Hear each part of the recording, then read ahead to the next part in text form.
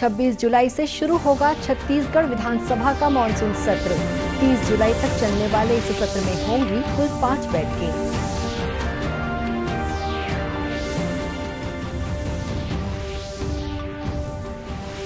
खाद की जमाखोरी तथा कालाबाजारी करने वालों के खिलाफ होगी कड़ी कार्रवाई। मुख्यमंत्री ने की खाद की उपलब्धता की समीक्षा।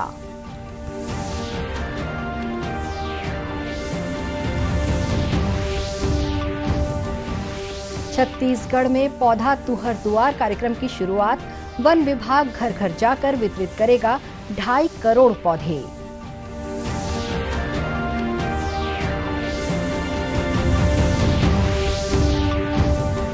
और कोरोना के खिलाफ लड़ाई में दुर्ग का तर्रा गांव बना मिसाल।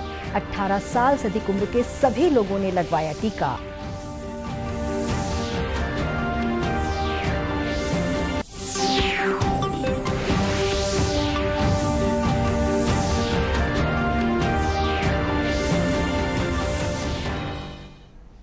नमस्कार, आप देख रहे हैं दूरदर्शन समाचार। मैं हूं शुभ्रा भट्टाचार्य। अब समाचार विस्तार से। छत्तीसगढ़ विधानसभा का मानसून सत्र 26 जुलाई से प्रारंभ होगा। 30 जुलाई तक चलने वाले इस सत्र में कुल 5 बैठकें होंगी। विधानसभा सचिवालय द्वारा इसकी अधिसूचना जारी कर दी गई है। विधानसभा के प्रमुख सचिव चंद्रशेखर गंगराडे ने बताया कि छत्तीसगढ़ की पंचम विधानसभा का 11वां सत्र सोमवार 26 जुलाई से शुरू होगा। इस सत्र में वित्तीय कार्य के साथ अन्य शासकीय कार्य भी संपादित किए जाएंगे। माना जा रहा है कि 5 दिनों के इस मानसून सत्र में कई महत्वपूर्ण और ज्वलंत मुद्दों पर चर्चा हो सकती है। सरकार इस दौरान जहां अपनी योजनाओं और उपलब्धियों की जानकारी देगी, वहीं विपक्षी सदस्य कानून व्यवस्था और किसानों के मुद्दों को लेकर सरकार को घेरने की कोशिश कर सकते हैं। देश में कोविड से इलाज करा रहे रोगियों और नए रोगियों की संख्या में निरंतर गिरावट आ रही है। इसके साथ ही देश में स्वस्थ होने की दर में लगातार सुधार हो रहा है। स्वास्थ्य और परिवार कल्याण मंत्रालय ने कहा है कि कुल संक्रमण के मामलों में से केवल 2.03% लोगों का इलाज चल रहा है और इसमें भी निरंतर गिरावट आ रही है। मंत्रालय ने कहा है कि पिछले 24 घंटों के दौरान इलाज करा रहे 14,000 मरीज स्वस्थ हुए हैं। वर्तमान में देश में 6,12,000 से अधिक लोगों का इलाज चल रहा है। देश में इस दौरान साप्ताहिक और दैनिक संक्रमण की दर में भी कमी आई है। साप्ताहिक संक्रमण दर 3% है और प्रतिदिन संक्रमण दर 2.8% है। देश में लगातार 18 दिनों से प्रतिदिन संक्रमण की दर 5% से नीचे रही है। इधर छत्तीसगढ़ में कोरोना संक्रमित मरीजों की संख्या भी लगातार घटती जा रही है, लेकिन तीसरी लहर और डेल्टा प्लस वेरिएंट के मिल रहे संकेतों के बीच मुख्यमंत्री भूपेश बघेल ने लोगों को इससे सतर्क रहने की सलाह दी है।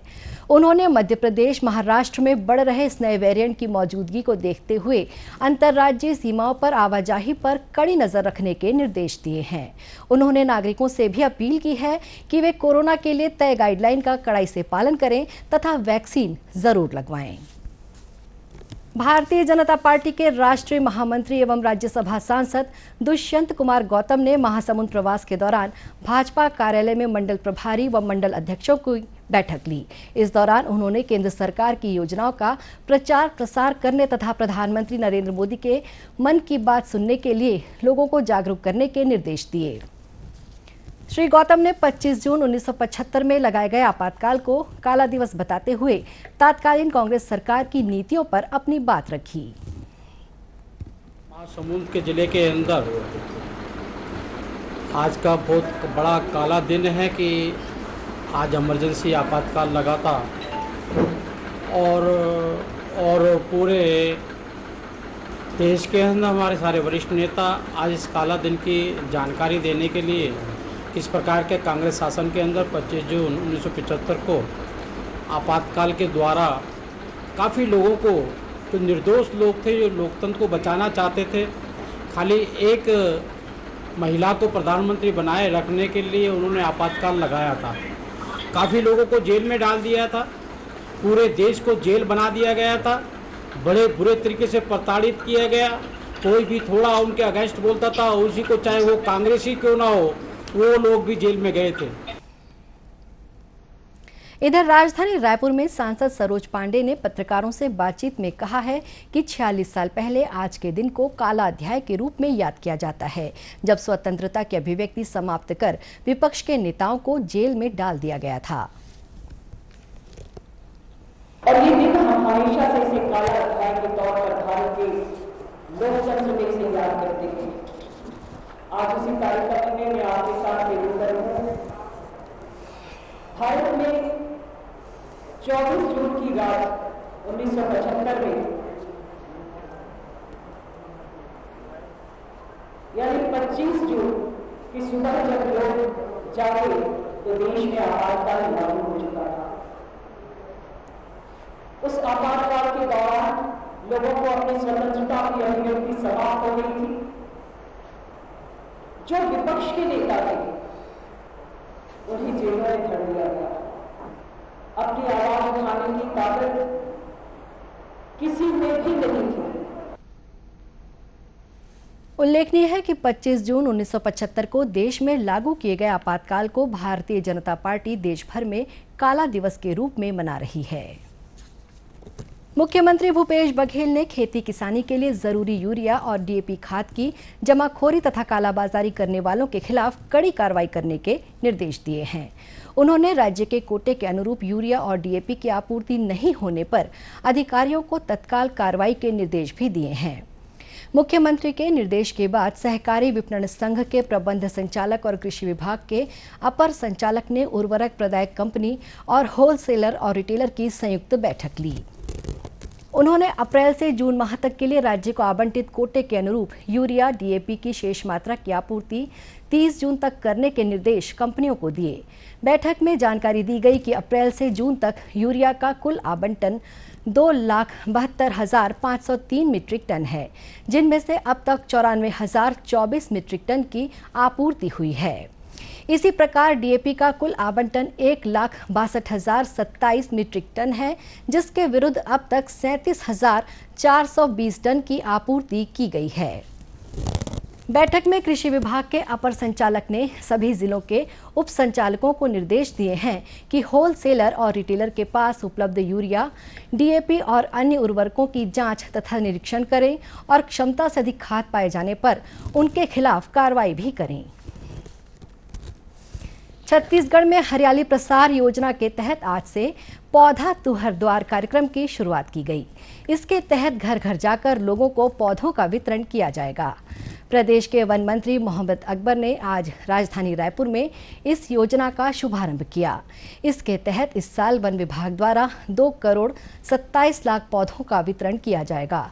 इसके लिए वर्तमान में 275 विभागीय नर्सरियों में 284 प्रजातियों के 3 करोड़ 89 लाख पौधे उपलब्ध हैं। वन एवं जलवायु परिवर्तन विभाग द्वारा विभिन्न योजनाओं के अंतर्गत इन पौधों का वितरण किया जाएगा।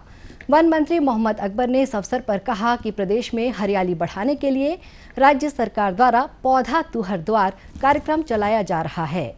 इसके माध्यम से लोगों को पर्यावरण के प्रति जागरूक करने तथा पेड़ बचाने के लिए प्रोत्साहित भी किया जाएगा। हमारे पास 4 करोड़ पौधे तैयार हैं।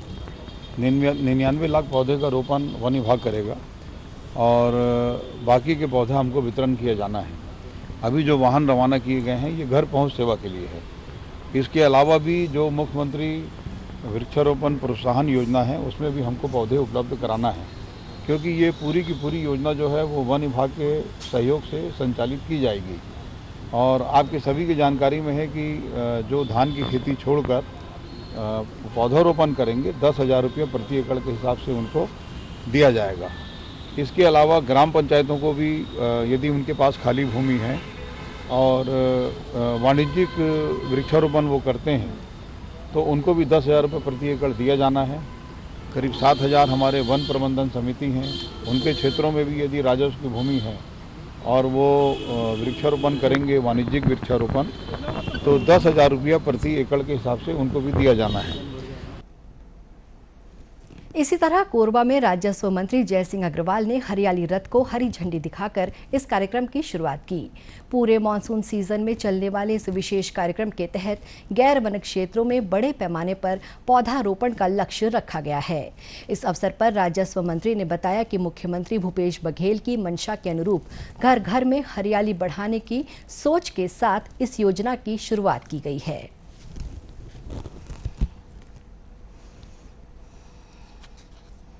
घर घर में फलदार पौधे लगाए, छायादार पौधे लगाए और घर घर में हरियाली हो, उसी मंशा के अनुरूप उनके आदेशानुसार सभी जिलों में आज ये वृक्षारोपण वृक्षों के फ्री में बांटने का कार्यक्रम रथ के माध्यम से घर पहुंच सेवा का आयोजन किया गया है। उसी में हम लोगों ने हरी झंडी दिखा के आज रथ को रवाना किया, फलदार पौधे वितरित किए। हमारी माताओं बहनों ने जो भी पौधे मांगे, चाहे वो आंवला का हो, आपका बिही का हो, नीम का हो या अन्य जितने भी पौधे हैं, उनको वितरण किया गया है। कोरबा जिले की वन मंडलाधिकारी प्रियंका पांडे ने बताया कि इस योजना के माध्यम से लोगों को फलदार, छायादार और औषधीय पौधे निःशुल्क पहुंचाने की शुरुआत की गई है। इस योजना के तहत जिले में 3,25,000 पौधे लगाने का लक्ष्य रखा गया है। कोरोना के खिलाफ लड़ाई में दुर्ग जिले का तर्रा गांव आसपास के अन्य गांवों के लिए एक मिसाल पेश कर रहा है, क्योंकि यहां पर 18 साल से अधिक उम्र के सभी लोगों ने अपना वैक्सीनेशन करवा लिया है। दावा किया जा रहा है कि ये उपलब्धि प्राप्त करने वाला दुर्ग जिले का ये पहला गांव है। स्वास्थ्य विभाग के अधिकारियों के मुताबिक पाटन ब्लॉक के इस गांव में गर्भवती महिलाओं को छोड़कर सभी पात्र लोगों को टीके लगा दिए गए हैं। अधिकारियों का कहना है कि जिला प्रशासन द्वारा सभी गांवों में 100% टीकाकरण करवाने के निर्देश दिए गए थे, जिसके कारण ही ये संभव हो पाया है। पाटन विकास खंड के बीएमओ डॉक्टर आशीष शर्मा ने बताया कि स्वास्थ्य विभाग की कड़ी मेहनत से इस गांव में 18 साल से अधिक उम्र के सभी ग्रामीणों को टीका लगाया जा चुका है। जिन वार्डों में टीकाकरण को लेकर संशय था, वहां मोबाइल टीम भी भेजी गई, जिसका परिणाम है कि सभी ग्रामीण टीका लगवाने राजी हो गए।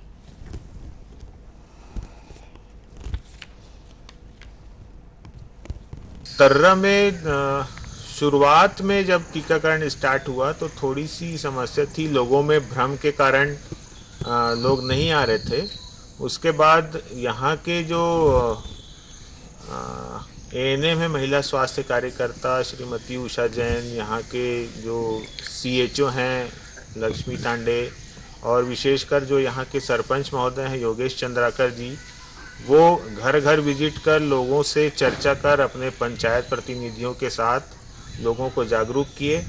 और यहाँ पर जो अभी वर्तमान की जो जानकारी अनुसार 18 साल से ऊपर के सभी लोगों को टीके का पहला डोज पूर्ण हो चुका है।